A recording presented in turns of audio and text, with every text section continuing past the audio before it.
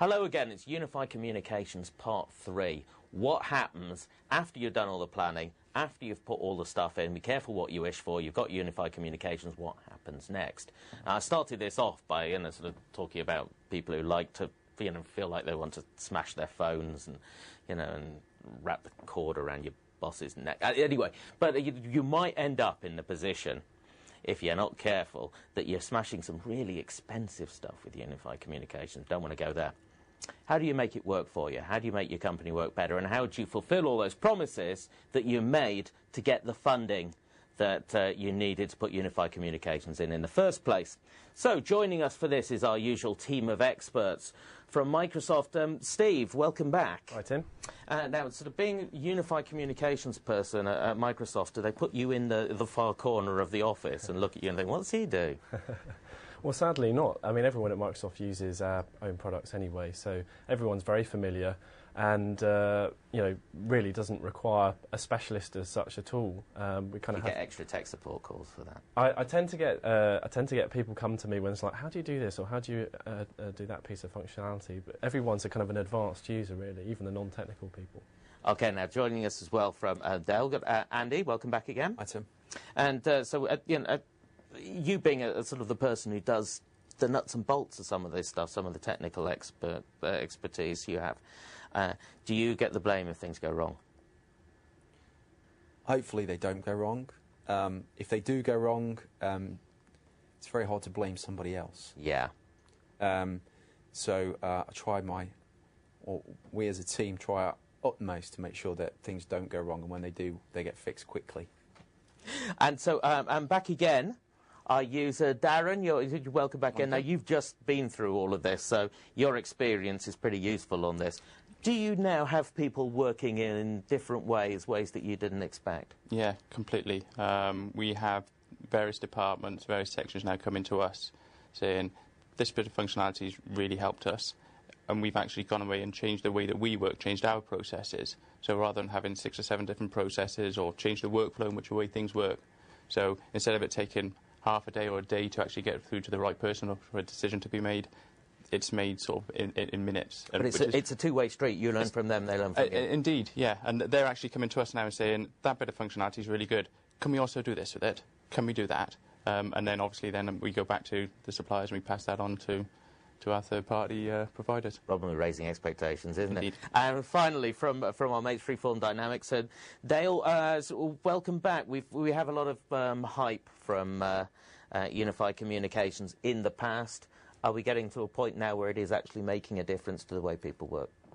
Yeah, and I mean, I've got the benefit of having had a whole bunch of feedback from, I think it was about 550-odd register readers on their Unified Communications experiences. So I think the key thing is there is now a lot more experience out there, both in the supplier side of the house and in the end user side of the house. So, there are some lessons that are there to be learned, I think, from that early experience.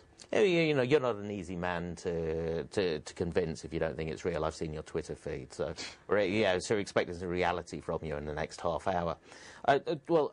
Thank you very much, guys, for joining us again on this one. I'd like to start with you, Steve.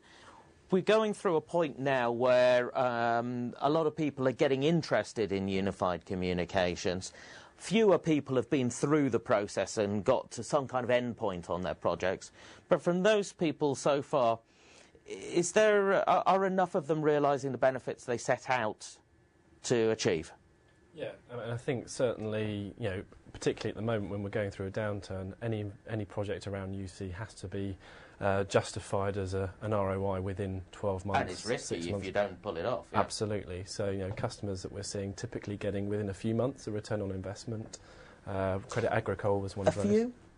Yeah, they did. I mean, like 200,000 euros in 4 months at Credit Agricole. So that's a good example of that. And that's not atypical to get a return in that short a timescale, where the project has been planned, scoped, and defined. And we can absolutely measure the effect of putting that platform in. Yeah. And how many people are actually doing it properly from that point of view and realising the benefits? That's the problem, isn't it? Well, I think that the challenge with UC, or certainly from a Microsoft perspective, is it seems very usable and very easy to get to grips with. In reality, you have to go through certain processes and procedures. You need to involve people that have done this before to get the right outcome.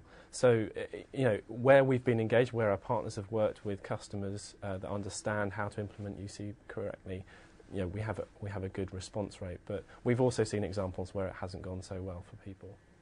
Andy, what happens if it doesn't go well? What happens? What's the problem? I'm fortunate. You might not believe it, but I haven't really had anything that didn't really go wrong. You're right, I don't believe that. Except to say that it will be invariably something that, whilst has been planned, doesn't happen. So a good example of that is distributed customers, multiple sites. There's a planned network upgrade. You plan your introduction accordingly. Lines don't get delivered on time, but the project's going ahead because you have assurances that the lines will be available. And then, of course, the delivery happens, and either the capacity's not there or there's some issue with a newly provisioned line. I think the first thing to do is not run away from it. It's actually, go and help the customer. That's what we're there for. Where are these issues? What can we do to address it? What's the most appropriate means of addressing it? And being adaptive. Because you've got to get onto this quickly, or otherwise disappointment's going to set in and people are going to retreat. What we don't want to do is get to a point where the customer's antagonised by it because their experience has been poor. It's really important that we deal with that as quickly as possible. We don't want to disappoint, and nor should the technology disappoint. So obviously, if something's been missed or something's gone awry, it's very important that we react to that as quickly as possible. So, Dale, do many people get antagonised? I mean, obviously not Andy's users, but I mean, from Reg readers, do they get antagonised by these projects? Reg readers are probably on the more competent end of the scale, so... Nicely put. Yeah, seriously, people do run into problems. The number of outright disasters is pretty limited. We haven't really picked up much of those. I suppose you could argue that if you had an outright disaster, you're less likely to tell us about it, but... what about mild disappointment? Yeah, it's usually tactical issues, teething problems, things that have been overlooked in the implementation cycle, etc. And I think the answer to that is really to think about the impact up front on, I guess, three different constituencies. One of them is the IT department, or the IT networking groups across the piece, the technical guys, let's put it that way, guys looking after the infrastructure. The other is the end users, but then you have to look at it from a business perspective as well, because you're going to see changes as you get into an implementation in all three of those kinds of areas. We talked in our last session about getting IT guys to work properly together across traditional sort of domains of expertise. But users, they'll find new ways of doing things on an individual basis.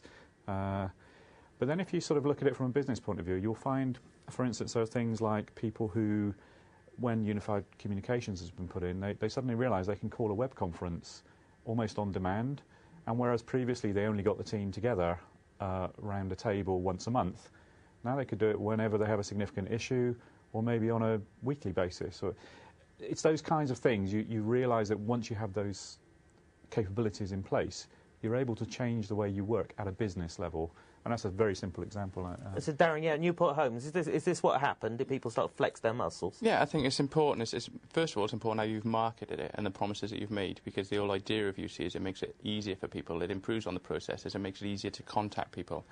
But it's also supposed to be easier on the IT stuff, as you mentioned. Previously, if you take the video conferencing point of view, whenever you wanted to set up a video conference, it would normally you'd get the parties together, and then it'd be the IT's responsibility to set up a room, get that all working, taking away the manpower from the IT support side of things, the real day things, to actually setting up the video conferencing. Now the users can do that themselves. But it's got to be easy enough so that the users can do that. It's got to be intuitive. It can't be, you can't have things working one day and work the next day, otherwise there'll be no confidence in the product, and to a certain extent then the installation has failed. You're not making it easy for people to use. What did you find out about ease of use? Did you learn any lessons from this? We were very fortunate, to be honest. I mean, we had quite a big staff base to actually train. So my concern was they've come in from an environment where they've had no voicemail before, or they have had voicemail but they've never had internal extensions, and now I'm giving them a phone that hasn't got a dial pad on. So you've got to train them. But it's got to be easily and intuitive to use. I mentioned in one of the other discussions that we had that, you know, it's probably easier if you deploy the full thing all at once. That's what we've done. So they've got their client, they've got that one area. So from that one client, they can video conference, they can make a call, they can call straight through to voicemail, they can have an audio conference, all of the facilities. But they don't need to be able to know how to use those or even use them or want to use them straight away. The facility's there. And so, but it's got to be easy to use, if you see what I mean. Because that functionality and the ease of use, they'll want to use it, but they can do it at their own pace. So as long as they can make a call initially, they can see a person's availability and they can make a call, which is what they used to do when they had the desk phone. They just want to make that call. As long as they can do that, all the other stages follow. And it's like, you've got sending IM, that's easy to do. I can see the benefits of that. And when they see the instant response and how it's improved the processes and how they can communicate with people, they'll think, oh, I'll start to use this a little bit more now, and you'll see the uptake on those areas a little bit more. Well, I'll ask our user interface expert, so that's going to, unfortunately, that's going to be you, Steve. How important is it to get the look and the feel of these things as close to instant messaging clients, for example, that we use at home, used to ways in which people might already be behaving out of the office? Yeah, it's very important. We've seen over the last few years with the consumerisation of corporate IT that people have a bar, an expectation of what the experience should be, rightly or wrongly, and how it should look. So we've spent a lot of time investing in making our products, frankly, look and behave in much the same way, so that when they do come into that corporate context, it seems and feels very familiar to them. Absolutely. I mean, the thing about stuff like IM is you don't need a book to tell you how to use it. You know, so people do pick it up, and that's going to change behaviour. I mean, is that the case? Do people have to pick this stuff up themselves, or should IT department be driving the change of behaviour? I don't think you can particularly drive behaviour as such. I think what you can do is give the user a necessary level of information such that they can make their own choice. Is it appropriate for them to use a particular piece of functionality or not? Invariably what happens is their adoption is born straight from the fact that actually this is a damn sight more convenient than what I had before, and there is actually a lot in it for me because I'm not doing the telephone tag type game every day. I don't have to wait.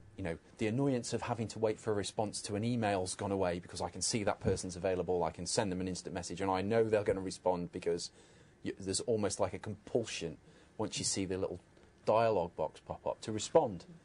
It's almost becoming second nature. So a kind of extension of this instant gratification that we all expect.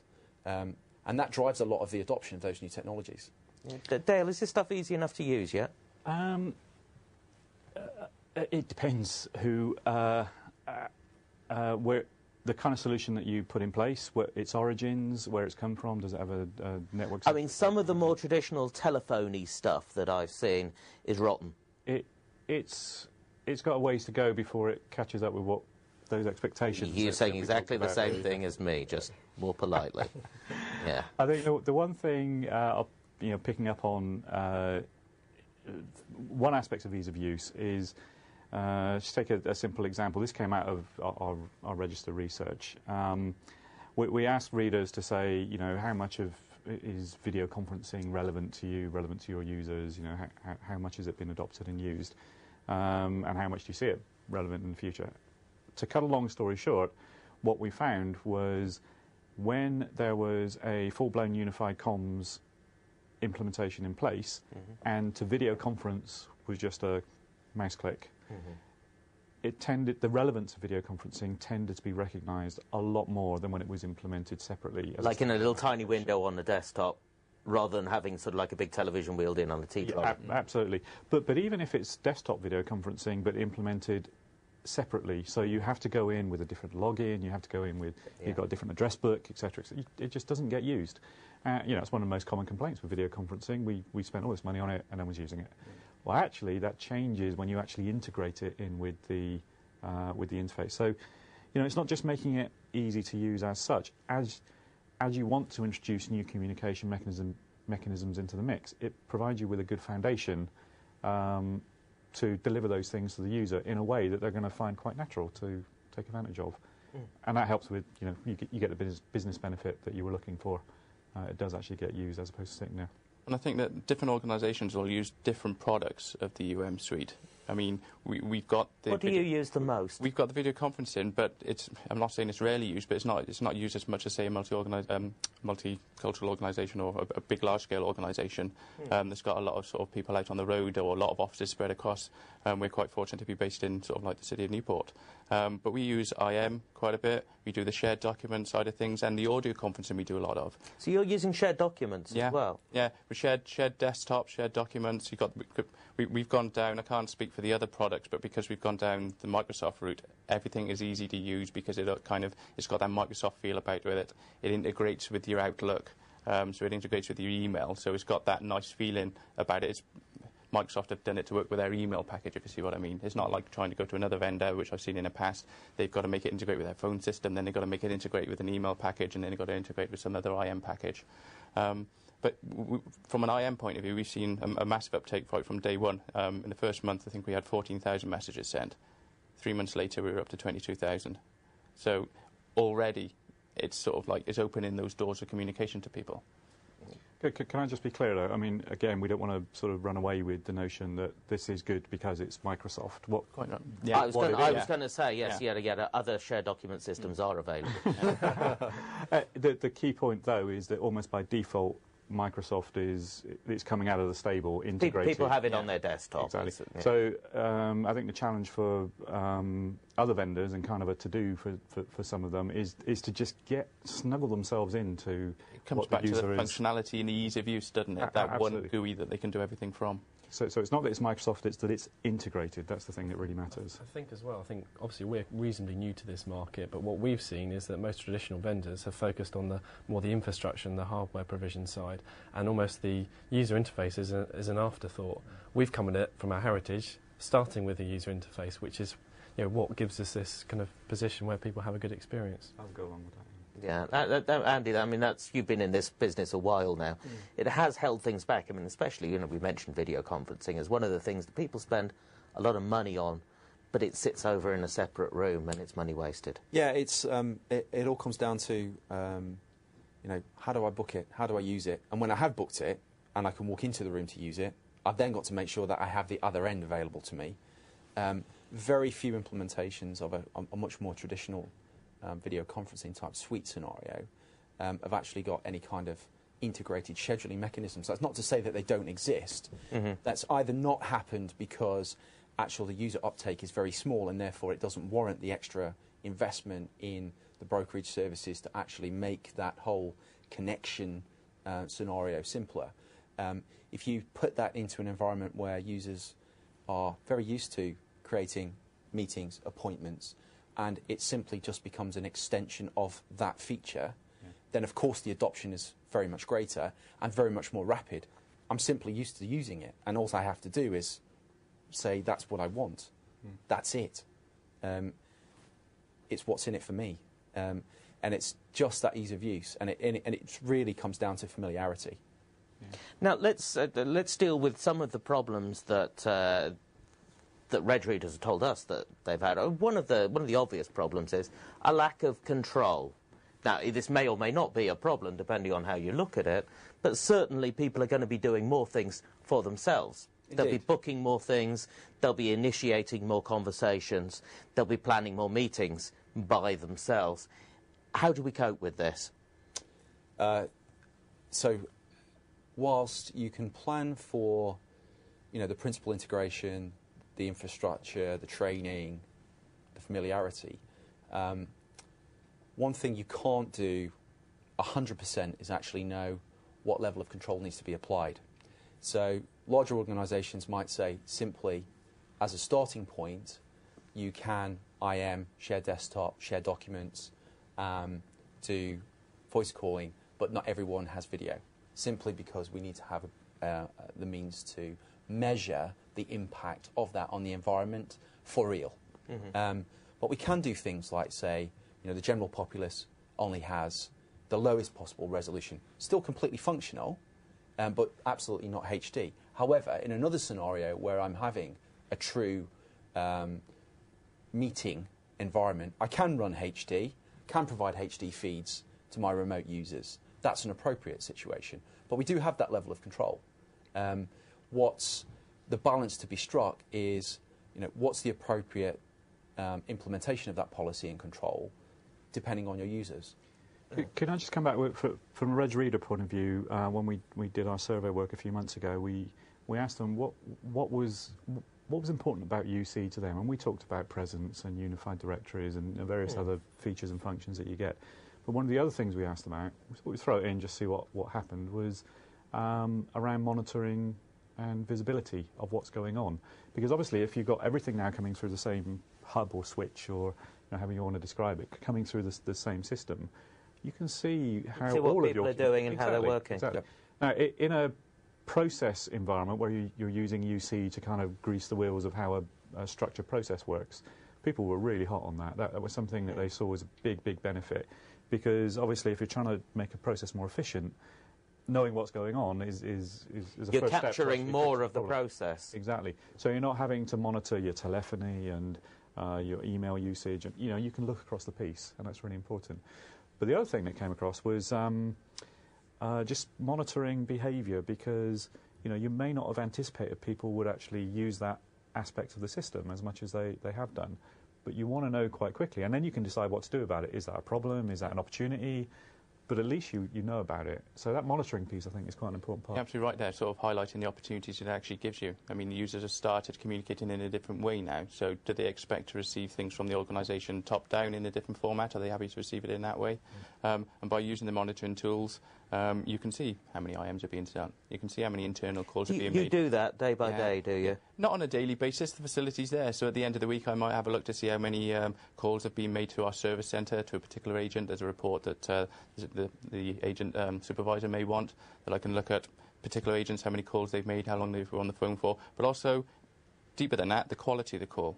So from in terms of sort of like jitter and the bandwidth that they used from those points of view. So if they looked as if there'd be a bit of an issue or there was an issue there, I can then report that back or do something about it. Did you get any surprises from that? Got surprised at the amount of IM that would actually be used. You've got email, and the previous employment, IM wasn't used a great deal.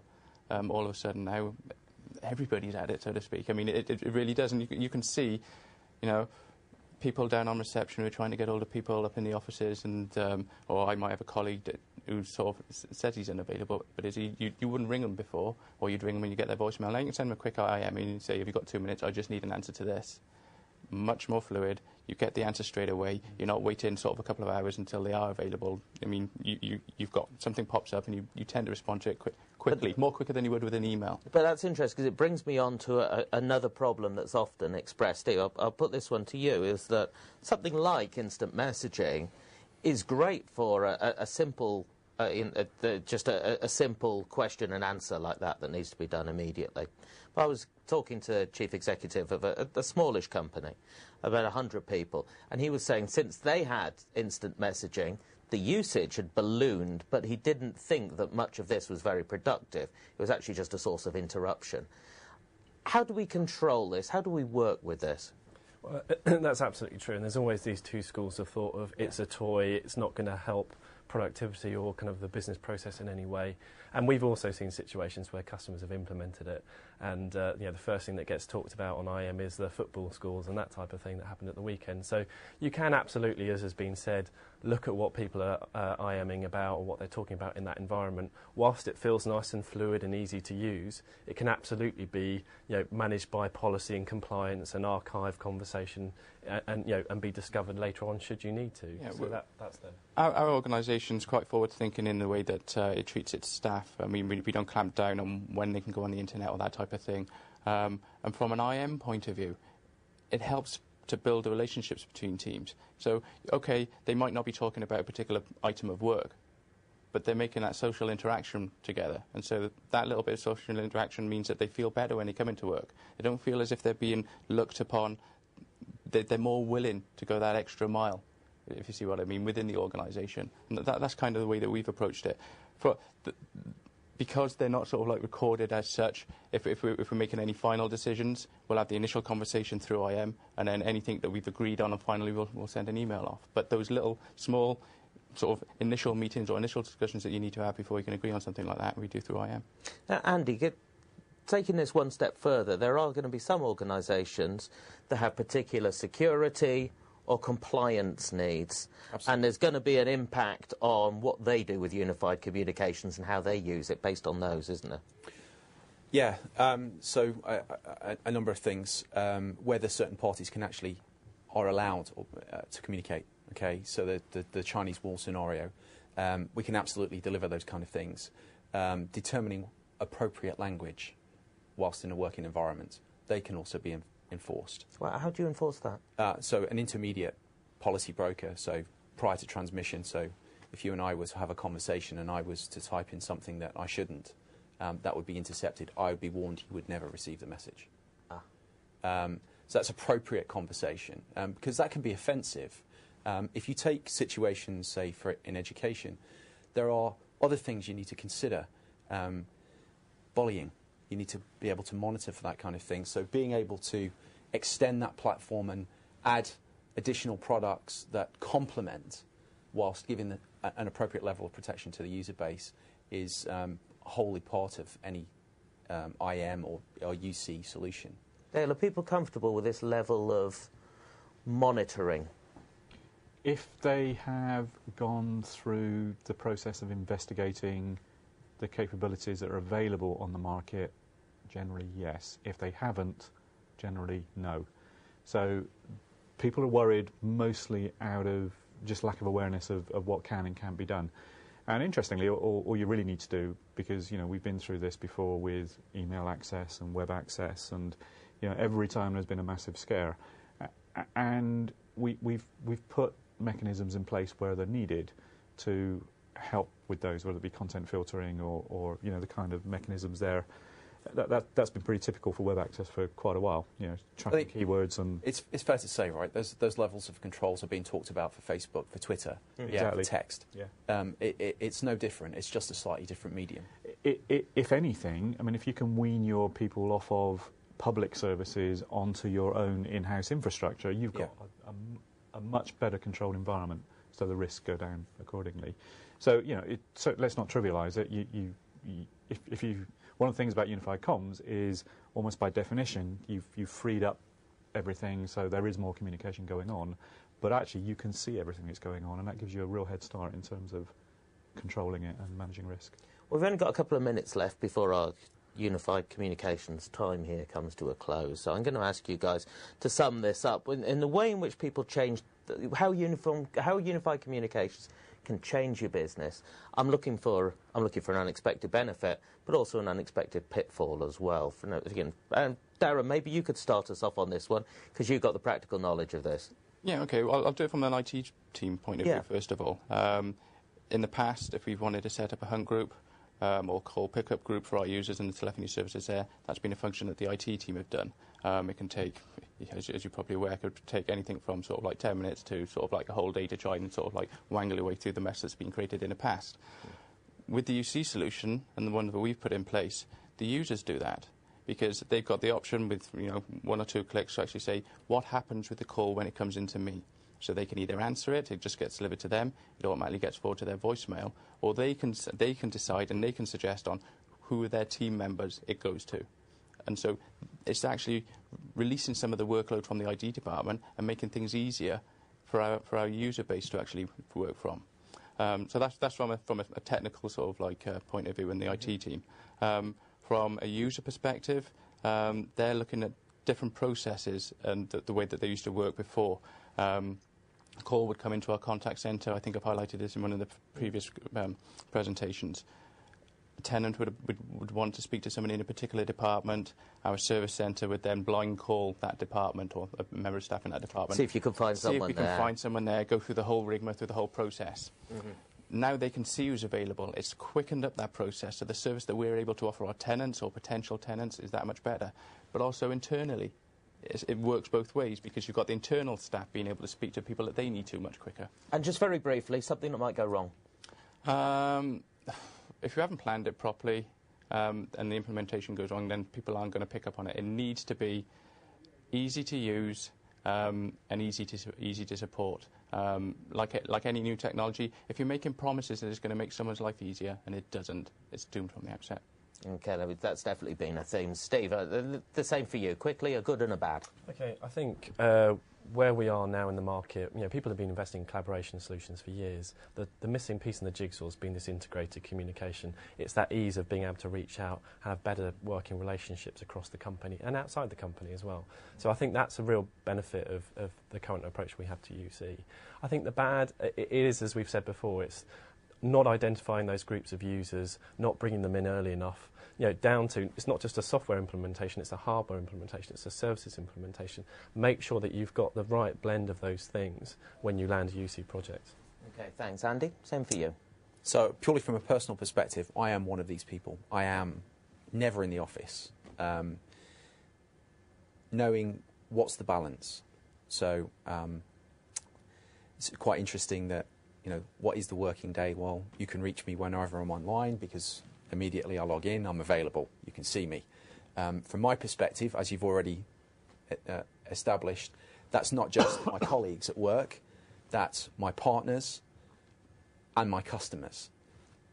You need to know when work time is over. The other thing is that I think it can be taken to an extreme. So whilst remote working and that flexibility is good, being involved requires social interaction. That's the nature of us being what we are. And sometimes, people can very quickly become isolated, and that's something that shouldn't be overlooked, because that can be quite detrimental. Okay, thank you. Dale, sum it up for us. I'll do it the other way around. So from a negative point of view, I think if you look at it from a user perspective, you can end up almost aggravating the overload problem, because it's much easier for people to communicate with you than it was before. So you get more communication. The positive side, I think, almost invariably when you roll this kind of solution out, your user base surprises you by finding ways of using it and exploiting it that you didn't expect. And provided you keep an eye on that, you spot some good business opportunities that can actually quite fundamentally change some aspects of your business. So monitor what's going on and also listen to what people are telling you and respond to that. Yep. And it gives you the opportunity to that. Thanks very much. Well, it's good to finish on an optimistic note, isn't it? It's better that way. Thank you very much, guys. Thanks for all your help on this. And thank you as well for watching. And we hope you've enjoyed all three of these short programmes. If you're thinking, what's he talking about 3 for? I've only seen one. Then you've missed the other 2 that came before this. I'd really watch them if I were you. They're really quite good. And also, in future, tune in for more Regcasts. Let us know what you think about this one. At the Register, we do more of what you like, less of what you don't like, unlike those other webcast people that we're not going to mention. And so tune in soon again for more conversations, different subjects, but the same kind of style. You know what you get from the Register. My name's been Tim Phillips. Goodbye.